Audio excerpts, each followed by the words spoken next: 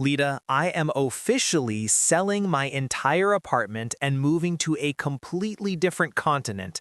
There is a massive, hairy monster living inside my bathroom right now. A hairy monster? Oh my goodness, Sam. Did the strict bald manager finally find your home address? Or did you just see a tiny little house spider near your shower? Hello, everyone, and welcome to another incredibly terrifying, sweaty episode of the English Unscripted podcast. I am Lita. And I am Sam. And today, guys, we are talking about absolute panic, fast heartbeats, and the weird, completely crazy fears and phobias that make us run away like frightened children. Yes, the universal human panic. We are dividing this scary journey into 3 exciting chapters today. First, we will talk about the absolute terror of tiny bugs and creepy insects.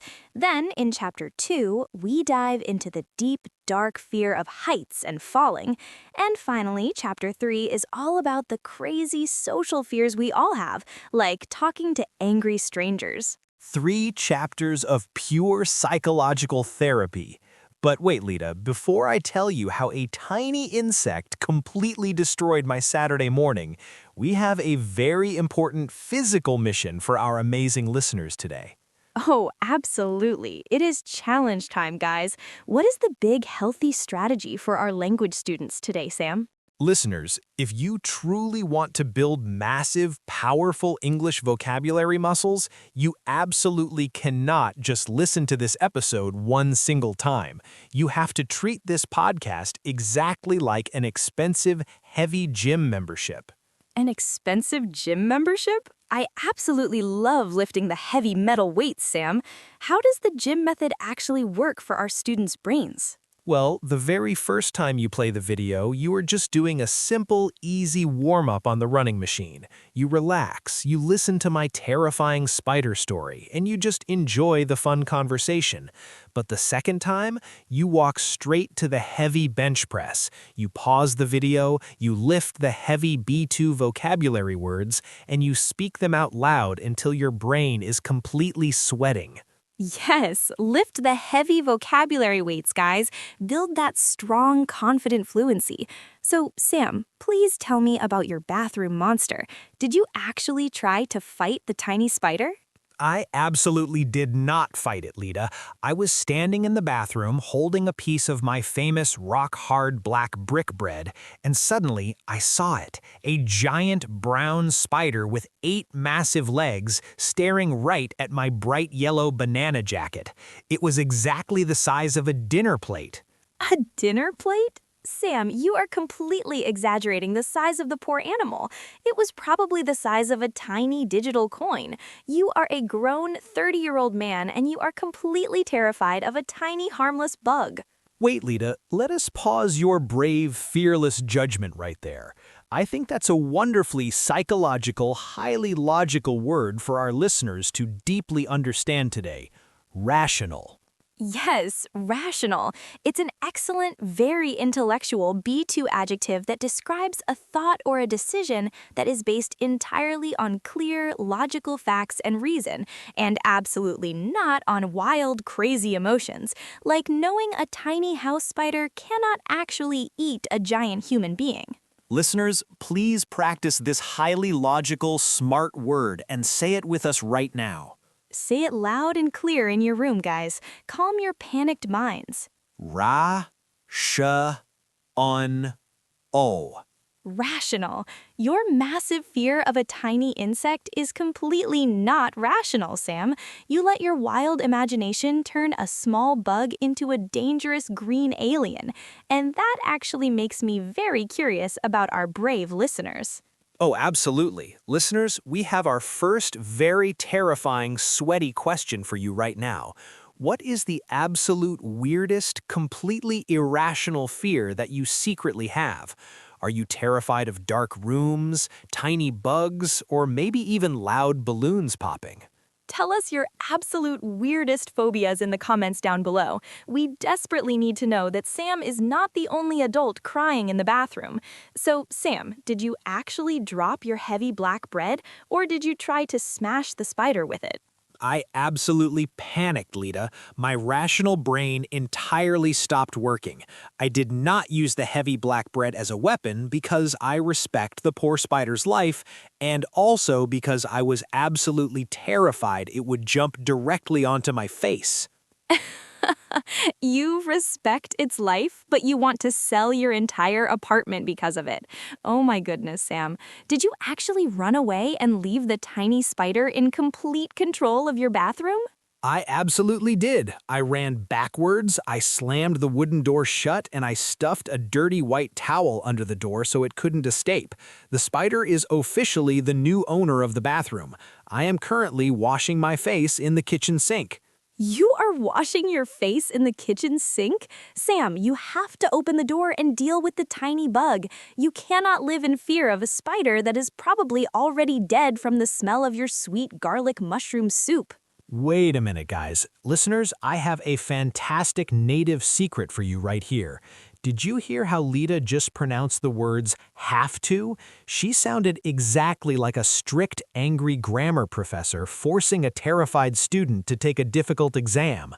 Wait, did I fail at being an encouraging friend, Sam?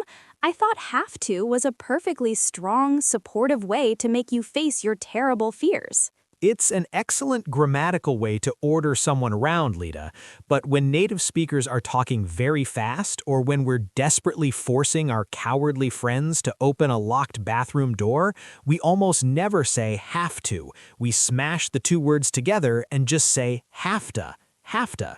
Oh, wow, have to. You have to open the door. I have to wash my face. That sounds so much faster and wonderfully relaxed, Sam. It really takes the strict, angry pressure off the terrible spider situation. Exactly. Try using have to when you're talking quickly about your daily obligations or terrible tasks. Guys, it's a brilliant secret trick to make your spoken English sound incredibly natural and super fast. So, Lita, no, I absolutely do not have to open the bathroom door. I'm waiting for the spider to die of old age. You are incredibly stubborn, but honestly, the fear of tiny crawling bugs is completely common because they move so incredibly fast and unpredictably. We hate things we cannot control. But what about fears that are much, much bigger than a tiny bathroom spider? Which brings us perfectly to Chapter 2 of our terrifying journey today. Listeners, hold on to your heavy chairs and look straight ahead, because we are going to dive into the dizzy, stomach-dropping terror of high places, glass elevators, and why looking down from a tall building makes our legs completely turn to jelly. Lita, tiny brown spiders are completely terrifying, yes? But looking out of a massive glass window on the 80th floor of a heavy corporate building is the absolute worst human nightmare. Gravity is a completely invisible, highly dangerous monster that wants to pull us down. A dangerous, invisible gravity monster. Oh my goodness, Sam. Did the strict bald manager force you to attend another terrible financial meeting at the top of a giant glass skyscraper again? He absolutely did, Lita. I was wearing my bright yellow banana jacket, feeling completely confident and happy on the flat, solid ground, and then he pointed his long finger directly at the massive, terrifying glass elevator on the outside of the corporate building. Oh no, the outside glass elevator. That is absolute psychological torture, Sam. You just watch the tiny cars slowly turn into little ants as you go higher and higher into the bright blue sky. Your human stomach completely flips upside down. My stomach did a complete physical backflip, Lita. I was standing frozen in the glass corner, holding onto the silver metal bar with both of my sweaty hands. I was so incredibly scared. I looked down at the tiny city street, and I realized I had so much heights. Wait, Sam. You had so much heights? The strict English grammar police are absolutely locking your glass elevator door right now. Heights is absolutely a plural, countable noun, my dizzy friend. You can have many heights or a great fear of heights, but never much heights. Much is only for uncountable things like water or fear or your terrible garlic soup. Oh, right. Thank you, Officer Lita. I had so many terrible thoughts about falling from those extreme heights. My grammatical brain completely melted from the extreme altitude.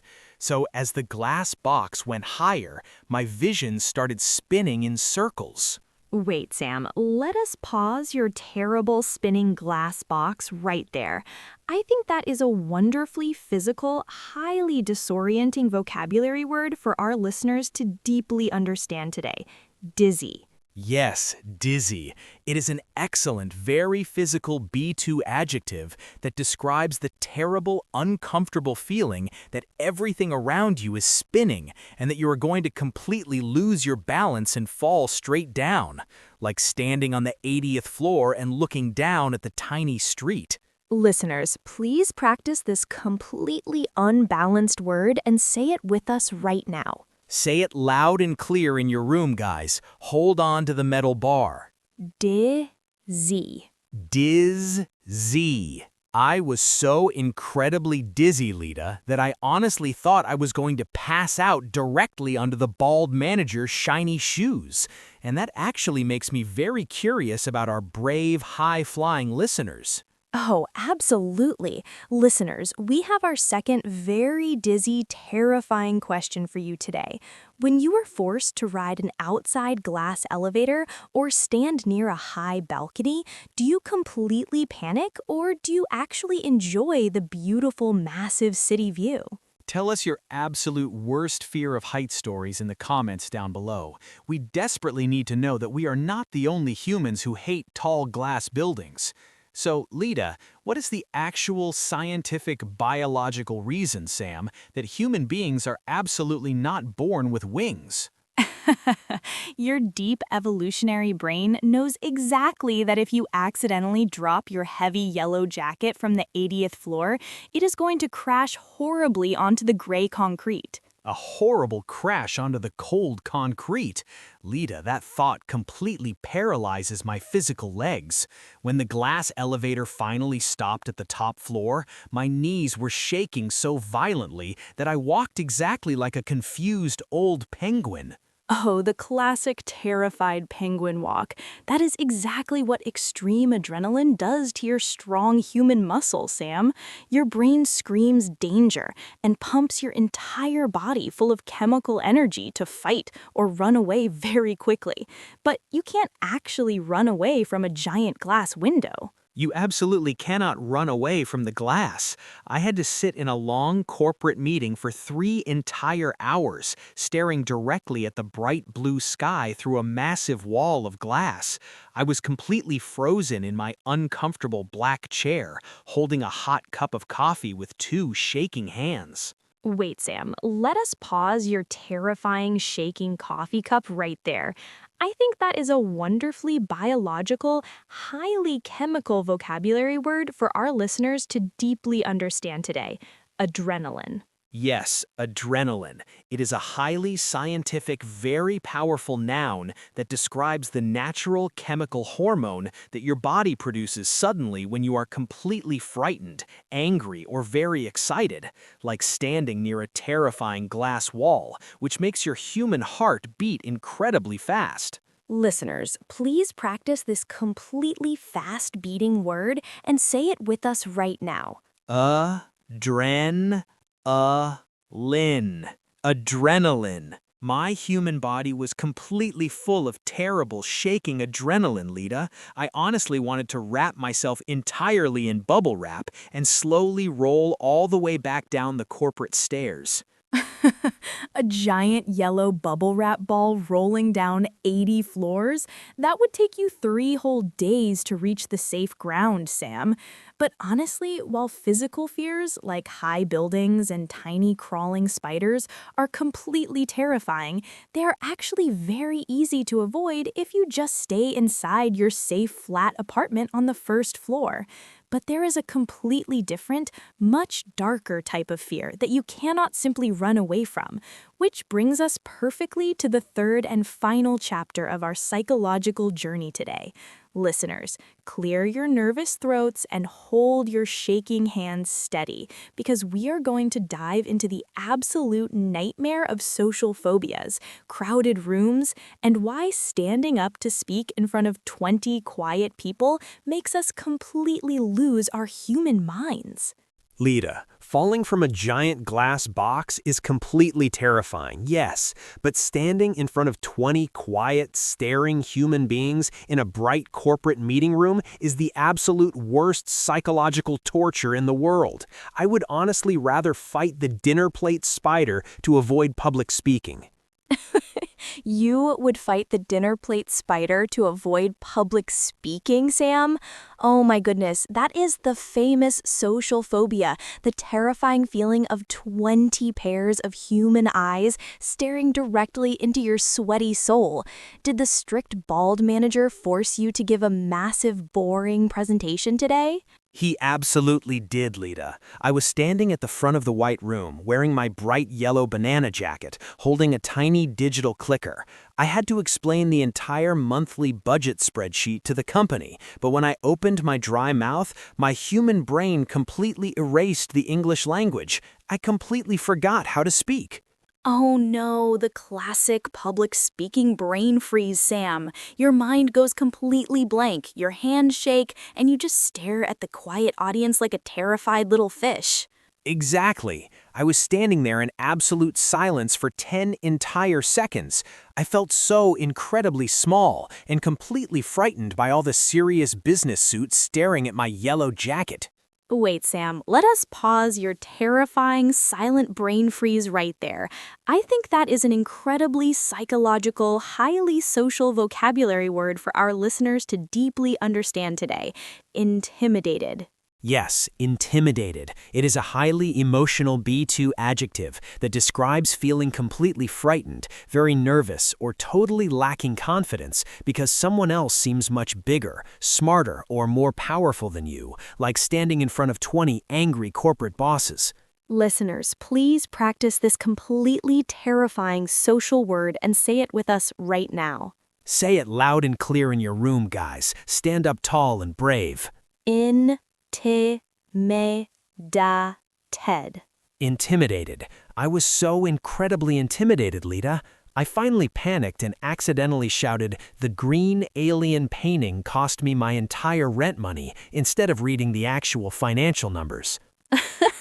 You confessed your terrible art purchases to the entire corporate office, Sam? Oh, that is an absolute nightmare, Sam. And that actually makes me very curious about our shy, nervous listeners. Oh, absolutely. Listeners, we have our third and final, very embarrassing public speaking question for you right now.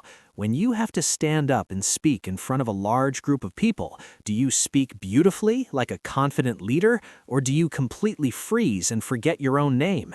Tell us your absolute worst public speaking disasters in the comments down below. We desperately need to know how you survive the staring eyes. So, Sam, did the bald manager actually fire you on the spot after your crazy alien confession? I absolutely did not get fired, Lita. The strict bald manager was completely silent for exactly 5 long seconds, and then he slowly nodded his shiny head. He actually thought the green alien was the secret code name for a brand new, highly profitable digital software company. A highly profitable software company, Sam? He completely thought you were a massive secret financial genius, Sam. Your terrible, sweaty panic attack accidentally made you look incredibly smart and mysterious in front of the entire company. It was a complete lucky miracle, Lita, but my bright yellow banana jacket was entirely soaked in cold, nervous sweat. I was standing at the front of the white room, completely frozen, unable to move my physical legs to walk back to my safe, comfortable desk. Wait, Sam, let us pause your terrifying frozen legs right there. I think that is a wonderfully physical, highly dramatic vocabulary word for our listeners to deeply understand today. Paralyzed. Yes, Paralyzed. It is a highly powerful B2 adjective that means you are completely unable to move your physical body or absolutely unable to think clearly, usually because of extreme fear, sudden panic, or looking at a giant bathroom spider. Listeners, please practice this completely frozen, fearful word and say it with us right now. Say it loud and clear in your room, guys. Unfreeze your terrified legs. Paralyzed. Paralyzed. I was completely paralyzed by the staring corporate eyes, Lita. But honestly, I actually survived the terrible meeting, and I feel a little bit braver today. I might even go home and finally open my locked bathroom door. That is the absolute best way to conquer your crazy human fears, Sam. You just have to survive the terrible, terrifying moment, and then you realize you're actually much stronger than a tiny bug, a tall glass building, or a quiet room of people. And speaking of doing brave, wonderful things, Oh, yes, it is officially time for our amazing listeners to do something incredibly brave and absolutely free right now. exactly. If you want to completely conquer the English language and never feel terrified or paralyzed during a real conversation ever again, you need to secure your permanent seat on this moving educational train. Do not let the giant, scary English grammar spider frighten you away, guys. Grab your official golden ticket for the next exciting episode by completely smashing that shiny subscribe button right down below. Your beautiful subscription is your weekly VIP ticket to perfect fluency, guys. Thank you so much for facing your absolute worst sweating fears with us today. Be brave in the tall glass elevators, and we'll see you in the next episode.